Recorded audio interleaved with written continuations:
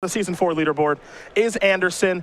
He's 1-0 thus far as he does walk into this round with a bye. However, he's going to be playing against a Tarka Red this round. So this is a real test right here, right off the bat. This isn't exactly a finals rematch from last week, but it's pretty gosh darn close. Yeah, this is a slightly different build of a Tarka Red. 4 copies of Exquisite Firecraft in the deck, which Demars did not have, and a little bit less of the pump spell action. Only 1 copy to become immense, 2 Titan Strength. Yeah, that was the question, right?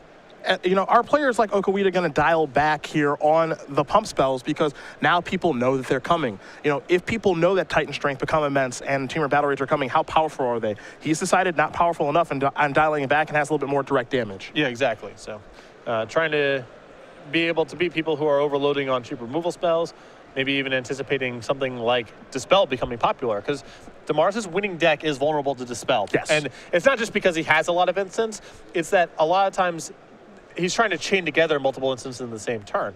If you're trying to go for Become Immense and Temur Battle Rage, well, you counter the Become Immense, and now the Temur Battle Rage basically doesn't do anything. It stinks, yeah. Okowita does have a Wild Slash to take care of the ward in the first tree as round number 2 is underway here from Atlanta. We'll see if he does have a creature to play as he'll sacrifice, I believe, a Wooded Foothills, fall down to 18. There's a second mountain, so now any fetch lands will likely search up Cinderglades. A play pattern we saw from Demars quite a bit. Only 2 Cinderglades here in Okowita's deck. Yeah, his mana base is different. I mean, this is still a Tarka Red, but there's a lot of different stuff going on here. 4 copies of McKinney Slide Runner. I believe Demars only had the 1. Only 8 fetch lands here and no forest for Okowita, whereas Demars had Windswept Heaths and a forest for a little bit of extra fetch land. And the big difference being 4 copies of Exquisite Firecraft for Okowita and fewer copies of the pump spells. It's a face-up Den Protector here for Chris. Just looking to trade early and often in this matchup. Don't want to get run out. There's another copy of Wild Slash. Here comes the Slide Runner, but no land was played. So just a boring old attack for 2, and Okowita will pass the turn back over to Anderson. Anderson will draw a card. It's a copy of Hidden Dragon Slayer. He does have access to white mana here in Windswept Heath, which can find either the white-blue land in Prairie Stream or the green-white land there in Canopy Vista. Anderson's also moved in 1 main deck copy of Evolutionary Leap. We saw this card do a ton of work for Majors last weekend. In any of the mid-range to control matchups, this is not a place where you want it, unfortunately for Anderson. Game is determined a little bit too quickly for Evolutionary Leap to be a player. Windswept Heath will be sacrificed here by Chris. He'll go a little bit lower. We'll see which land he wants to search up. You have to imagine it's going to be a battle land, and it is Canopy Vista. He's down to 16. And now we'll see what the play is. Does have a copy of Hidden Dragon Slayer in hand. Also has a copy of Get In, though he's not there just yet.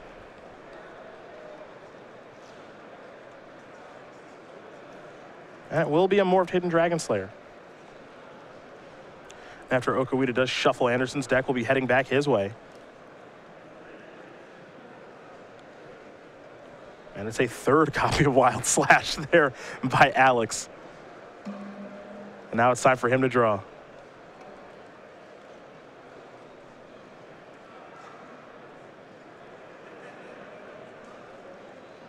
We'll see what's next here for him in just a moment.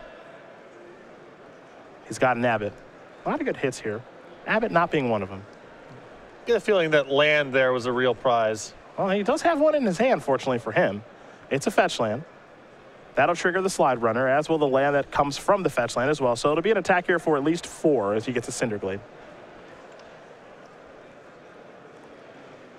Abbott, very impressive for Demars last weekend. For sure.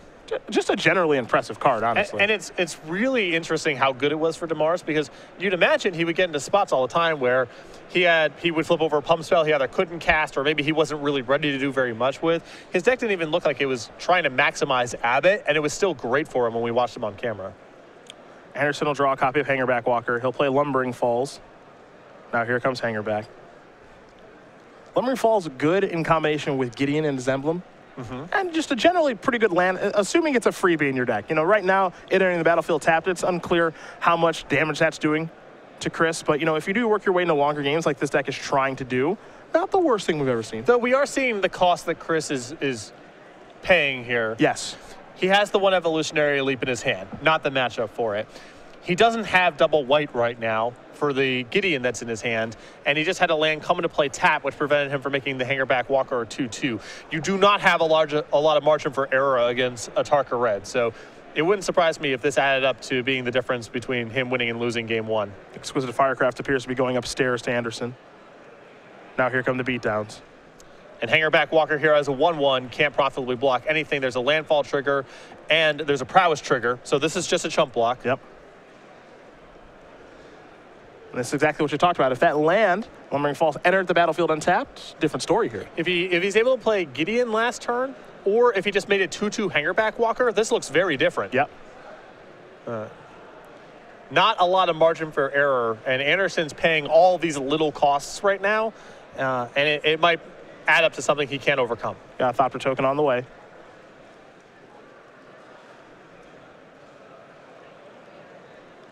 Now we're going to go over to Anderson. I just draw a copy of Plains, which is fairly helpful. It's one of the better draws right now. Now, can he afford to just tap out for Gideon? It's almost like he has no choice, because he does have Jabrocka's command. I'm sure he'd like to be able to leave that up and do some fun tricks with that, but currently unable. And worrisome here for Anderson is Okowita missed, we missed his 3rd land drop earlier on in the game. His hand's got to just be a bunch of spells. Yep. We'll see what they are, but... Well, you certainly know if he's drawing lands because he will be playing them. Yeah, that's the other thing. Slide runner. There's no bad draws in Okowita's deck right now. Lands are fine and spells are fine.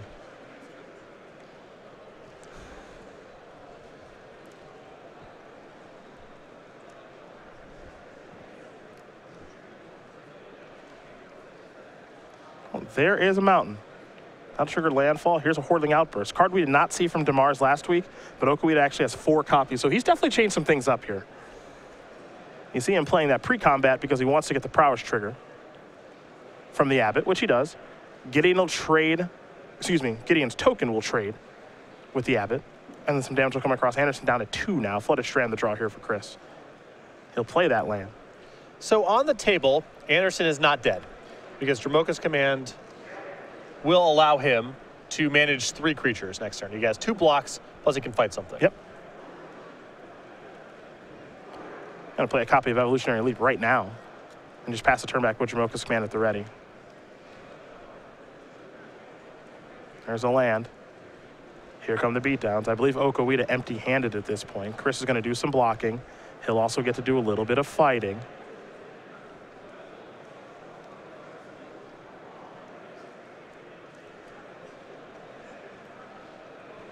So he's going to put a +1/+1 counter there. These creatures will fight. Anderson staying alive. He'll take 1, fall down to 1. But he has Gideon in play with a creature in play against 2 creatures. So, again, on the table, he's okay. Picked up a copy of Valorous Dance. Not exactly what the doctor ordered. There's the ally token. Now, one of the nice things, I suppose, is that our Tarka Red doesn't have as much burn anymore. But also, Okowita has added a little bit of burn to his deck, so... Looks like Chris is going to activate Lumbering Falls and sacrifice this to Evolutionary Leap. Lumbering Falls not doing a lot right now. And I think Anderson just would much rather spend his mana casting creatures. So instead of sitting back on Lumbering Falls, he gets to just convert it into a creature he can cast. Because if he needs Lumbering Falls as a blocker, that commits him to 5 mana. Well, Ward of the First Tree is not a bad find here. Anderson's drawn a Plains, which is actually a pretty good draw, too. Weird to have a land be a decent draw here, but the ability to play Warden, have some more mana to dump into it, all that jazz, not a bad spot. And I think Chris might start trying to get on the offensive here, too, which I like. He's got to try to win. Yeah, he can't wait all day. Gideon's going to make another ally. Chris has got his defenses up. He's just got to fade some draw steps here from Alex. It's a scary spot. And the other thing, too, is Chris thinks he knows what he's playing against, right? I'm playing against Tarka Red. You probably just copied Damar's deck list, whatever, and move on with my life. That's not exactly the case here. There's Monastery Swiftspear. There is no Teamer Battle Reach on the other side of the table. That's not a card that Anderson has to worry about. But he doesn't know that. Warden's going to pump. It'll be level 1. It's a 3/3 right now.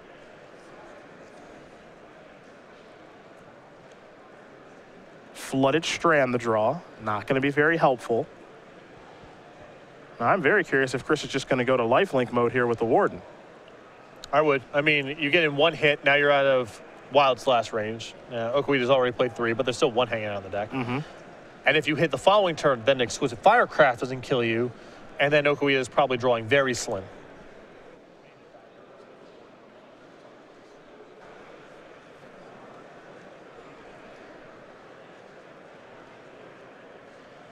And it is a level 2 ward at this point. Anderson going to gain some life.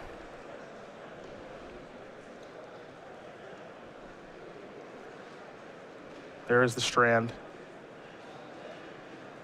Gideon will make another ally. Now, keep in mind, Chris, that turn, he could have chosen to make an emblem with Gideon to be able to gain 4 life and push himself up to 5. So he is still in range of Exquisite Firecraft. Well, I guess the concern is, you know, does something like Hordling Outburst allow him to go wide around the blockers?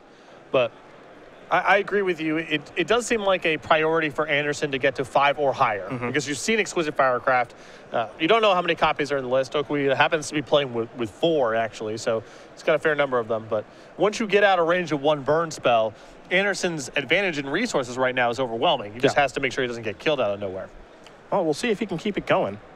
He's definitely making a nice comeback right now. That much is for sure. Yeah, he was on the ropes here at a couple spots. Had to fade some draw steps, but it appears he's done as much, even to the point now where top rope. I think so. We're down to the top shelf. I think so. I'm a little interested if I'm Chris. I'm a little hesitant because if I crack my fetch, go down to 3, I could die a Tarkus command. So I'm a little hesitant, but I don't know. I think I might go to the top. The thing is, if Okowita has a Tarkus command, you find out right now because he's just going to go deal 3 damage to you and prevent life gain. So I don't think there's any reason to get risky here. Because if this happens, if Anderson goes up to 7, he should be in the clear. Yeah. You know, Okowita can still cobble together some odd sequences, but you'd imagine he's fine.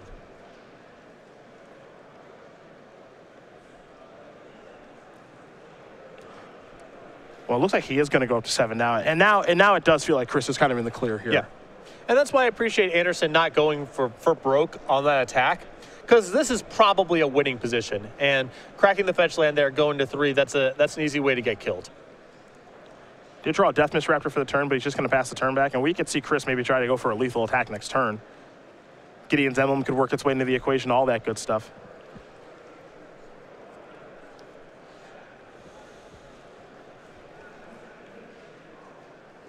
Anderson was behind very, very early in this game. Fell all the way down to 1, but smart play from Chris pretty early on in the game of sacrificing the Lumbering Falls to the Evolutionary Leap. Here come the attackers. Chris, yeah, I'm blocking immediately. Looks like all these creatures are getting taken care of.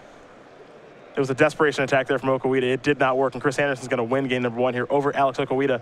Bam Megamorph up a game here over Atarka Red, and a heck of a comeback there thanks to the Warden. Yeah, that was a very well-played game there from Anderson.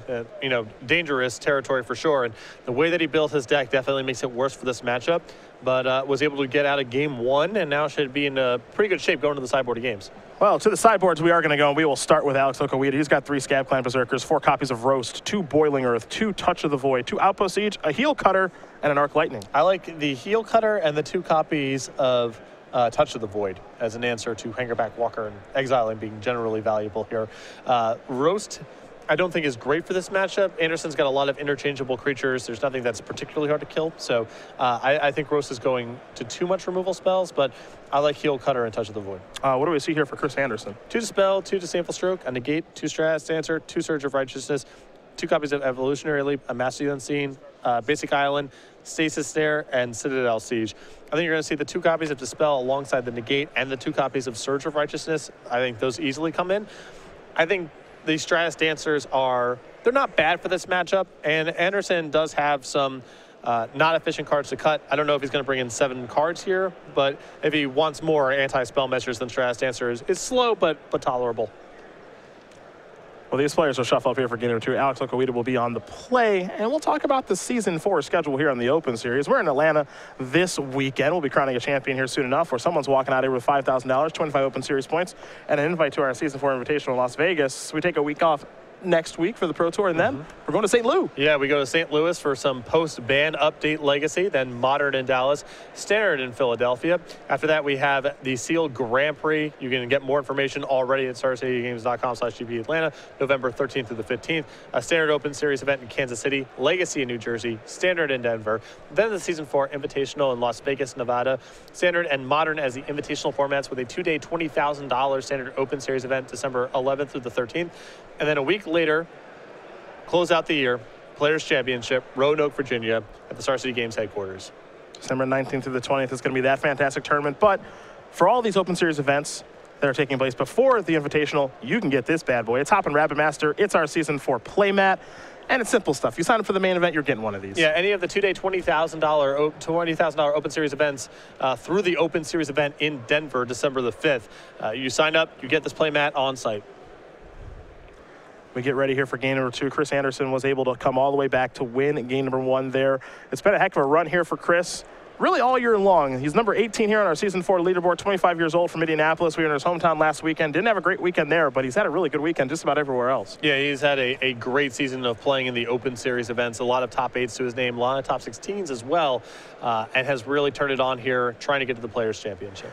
Invitational top 8 earlier this year during Season 1. He was knocked out by Reed Duke. Well, he's knocked out many people in Invitationals, so not the worst thing to happen to Chris. 16 Open Series top 8s with 1 victory. 9-time Hearthstone legend. That is impressive. Miller's lead singer of the rock band We Are Forever, and he started playing Magic at the young age of 4, which, trust me, I know to be true. I've known Chris for a very long time, and he's got quite the collection at his house. Yeah, we've talked about, you know, some alpha, beta, Arabian Nights, Antiquities kind of chats. You know, we've had those. And one day it dawned upon me, Chris is a lot younger than I am. I'm surprised that he has that kind of background with the old Magic cards, but it just so happens that he started playing at an extremely young age. I think Reed Duke was another child prodigy. A youngster. Started playing very young. Yep. Okowita will be on the play. See if he wants to keep his opening hand. 3 Wild Slashes last game, but he didn't have a 1-drop to start the game. And of course, when you're playing Tarka Red, you want to get things started off with Zergo, maybe a Lightning Berserker, Monastery Swiftspear. Not a lot of 1-drops in Okowita's list, though. Yeah. Only 7. Looks like Anderson's going to send his hand back. And last year's Red decks, there is a really good roster of 1-drops to choose from. So you were never really struggling. And people could even do things like play with only 2 or 3 copies of Zergo to avoid the legendary issue because you had enough replaceable 1-drops to choose from. Now the pickings are a lot slimmer. I mean, you got Monastery Swiftspear. You can play 4 copies of that card pretty easily. And once you get past that, you know, you fall off a cliff in terms of quality. I think people need to start considering 3 or 4 copies of Zergo, at least for the time being, because there's just not the same critical mass of good 1-drops to choose from. Hey, you got Swiftspear and you got Zergo, basically. And then Berserker, you know, I know DeMars didn't like that card very much last week, but it might be a card that you kind of almost have to play just to fill your curve. Exactly. Anderson, he doesn't like that hand. That's a quick mulligan, so he's going down to 5. Okowita is not going to show that he's really happy, but he's happy. Yeah. He's happy. Red decks prey on stuff like this.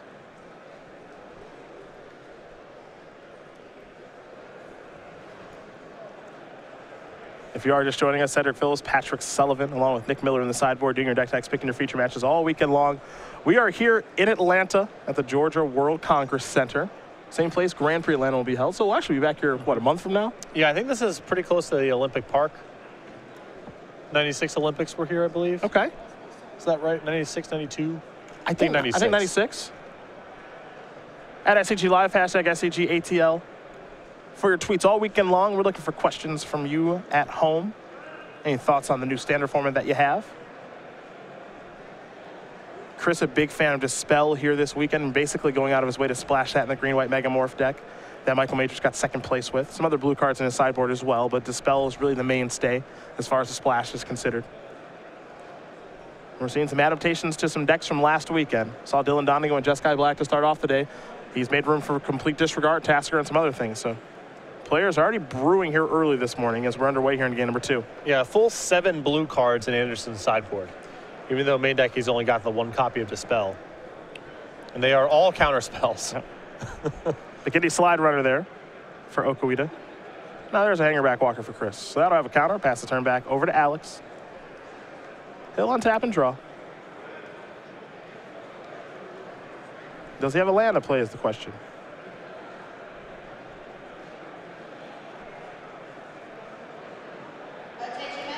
It appears he does there in Wooded Foothills, a very good land to play.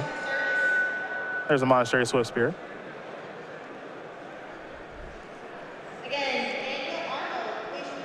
And now here come the beatdowns. So Okowita will sacrifice that Wooded Foothills. He'll fall down to 19. Time to search up a land, likely a Cinderglade. Again, 2 copies of that card in his main deck this weekend. That'll give him the green mana he's looking for in case he's drawn a Tarkus command or he become immense.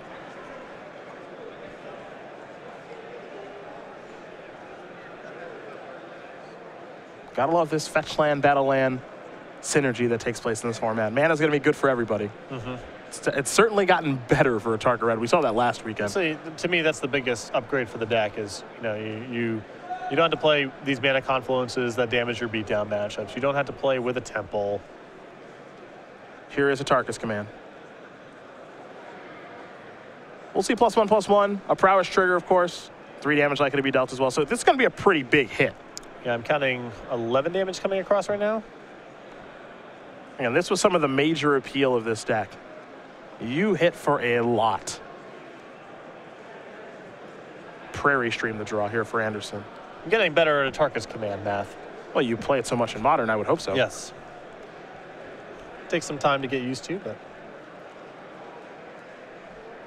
Hangerback Walker just hanging out, ready to pump. Anderson took quite the lick there.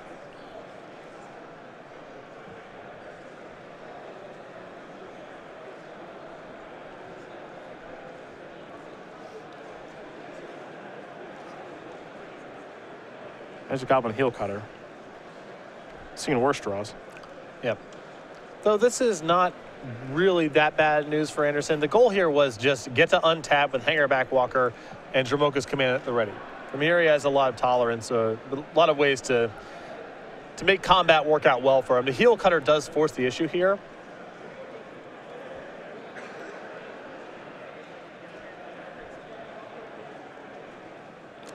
This is going to be good. Yeah, it really is. Counter's going to resolve. I imagine you use the command to fight the Heel Cutter. And then you actually have clean blocks across the table with your Thopters.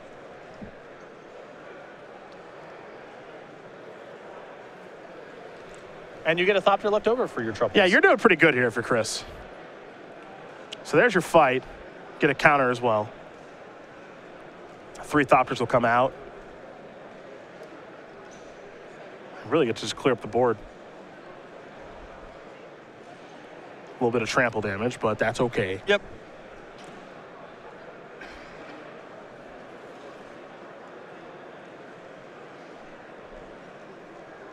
And once damage does resolve, Chris will be left over with just 1 Thopter token. You see him leave that on the battlefield very quickly. Swift Spear being a 1/2 after all. Can only kill 1 Thopter. And Anderson's done a very nice job on this turn as he takes a draw step here.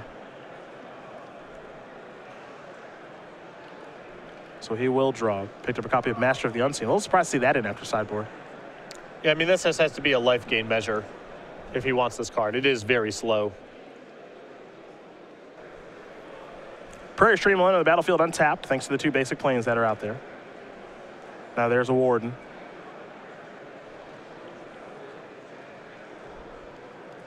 And Chris will pump right now. And I like pumping right now because you don't want to have to worry about Wild Slash. Yeah, it sets him up next turn to do what we saw in game number 1, which is get the Warden to a 3/3 lifelinker, at which point it's tougher Okowita to overpower that. Even with Anderson on 5 cards, so Okowita 7. Again, this is a situation where you can kind of see the splash hurting Chris a little bit. He does have another copy of Warden in his hand that he can't cast.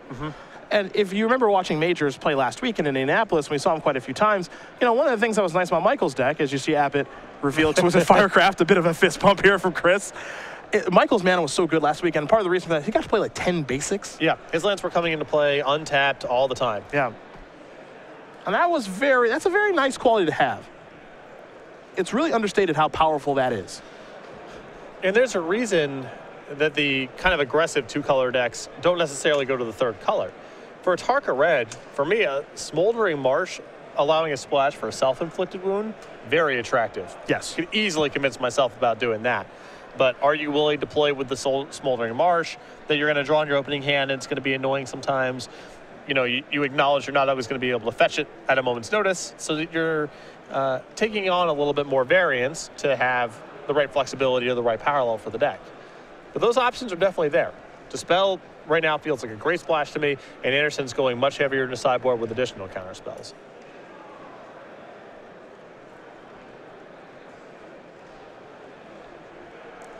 For a Tarka Red, the black cards are there if you want them.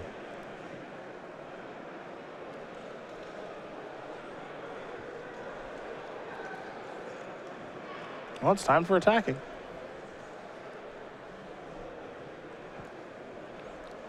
Warden going to go to level 2. Little lifelink. That'll work just fine. Anderson going to gain some life. We saw Warden play a huge role in game 1. It's doing that yet again. He'll be able to play a backup Warden, pass the turn back. Very important for Anderson to have a backup play, even though this looks like a really good spot here. Because if he didn't, a removal spell for the Thopter into a pump sequence could kill him even from here. Well, Wild Slash took care of that new Warden.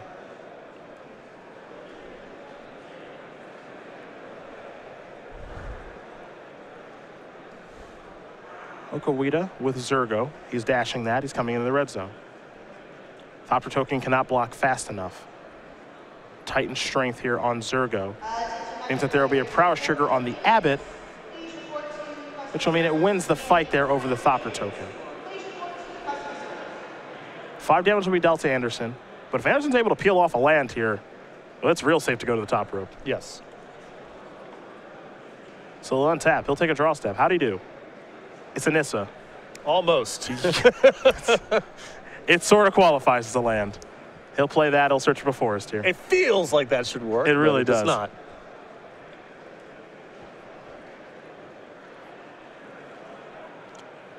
So Anderson will trigger the Nissa. He'll search for a basic forest. And that'll enter the battlefield. Last card in Anderson's hand right now is a copy of Master of the Unseen, and we might see him deploy that this turn as well.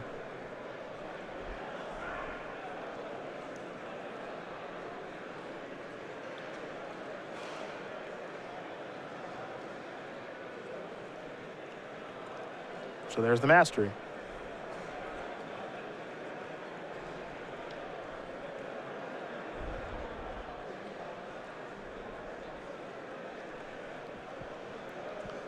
Now, this is a tough spot for Anderson. Remember, Okowita scribed to the top last turn. A little scary. You know, you wonder, do you just hold everything back?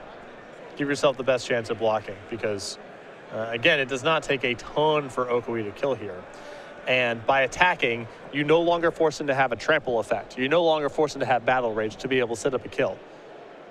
Now, removal spell plus become a menace kills you. You are certainly opening the door. I mean, even land heel cutter become immense. You know, there's a lot more kills available to Okowita now than there was on the previous turn. And I don't know if going from 6 to 9 on Anderson's side of the table is really worth it, especially if he gets out of this turn fine, then Warden becomes a monster and probably wins the game by itself. There's Zergo. No dash this time. Just going to pass the turn back. So Anderson is in the clear, you know, almost no matter what. I suppose the concern is if you use your turn going all the way to the top with Warden, then a Tarkus command is problematic. But now he gets the best of both worlds. By drawing the 7th land for Nissa, he can make an elemental to have an extra blocker back and go all the way up with Warden to force the hand on the Tarkus command. Yeah, this turn's interesting because he can go the elemental route. He can move up Nissa and maybe see what he finds. He can activate Mastery. Like, there's a lot of different ways he can go. It looks like he's going to start with just attacking with Warden. And, you know, for what it's worth, he can just make this attack and just say, okay, do you have, like, I don't have to go all the way to the top, you know? And he does have a Tarkus command, does Alex.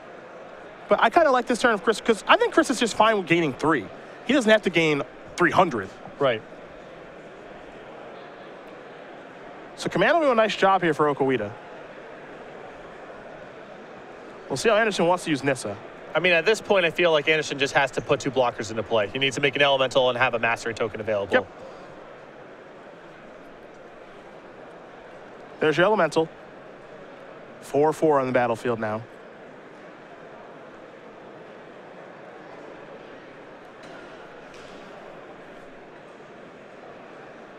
And Anderson will just pass the turn back. Closer than it appears.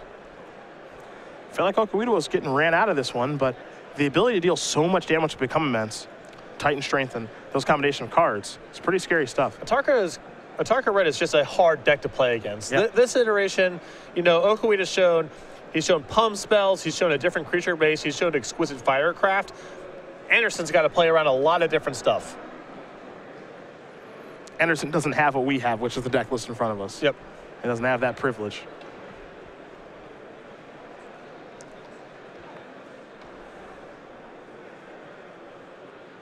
Attackers.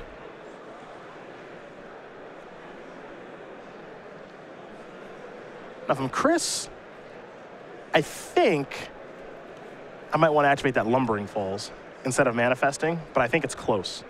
Lumbering Falls just feels safer as a blocker because of hexproof. Yeah, if you go make a mastery token and Okowita goes before blocks Wild Slash, now you're in some trouble potentially. Yep. This block is much safer. With that said, Anderson can still die with the right mixture of cards here. Yep. Temur Battle Rage and Become Immense still kill him, but this is a much safer block against Wild Slash. Well, there are the blockers.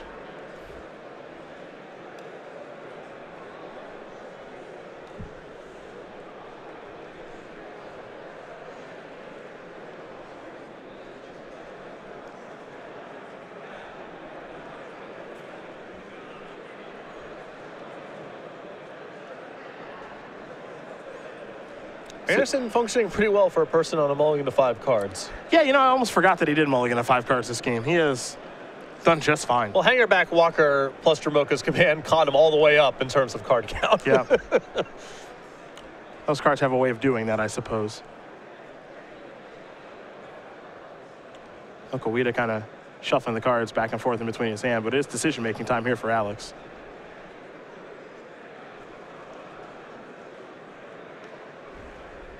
He's going to lose his squadron.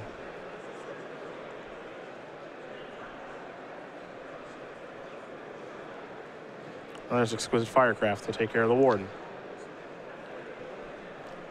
And Anderson is just fine with that. Chris going to untap very quickly. He'll take a draw step. If that Exquisite Firecraft's not going upstairs, life is pretty good. Nissa the draw here. Second copy of that, not particularly good. So he'll take up the first one. There's a Forest. Elemental going to come. It's 6/6. Heading back Okowita's way.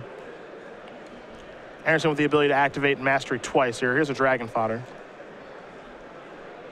2 Goblins. They might be flattened here very quickly by Anderson's large creatures. Mastery trigger. Here comes the first manifest. It's a Hidden Dragon Slayer. I've seen worse. Next one's a Prairie Stream. Now we go back to Chris, looking to attack for lethal this turn.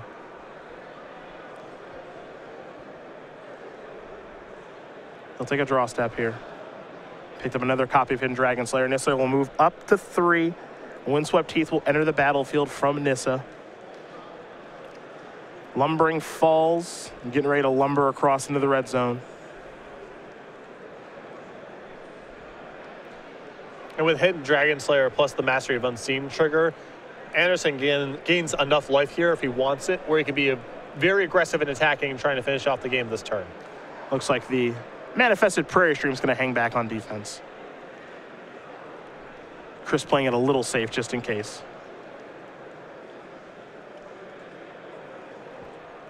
And with this attack, Okowita needs to double chump block or he dies.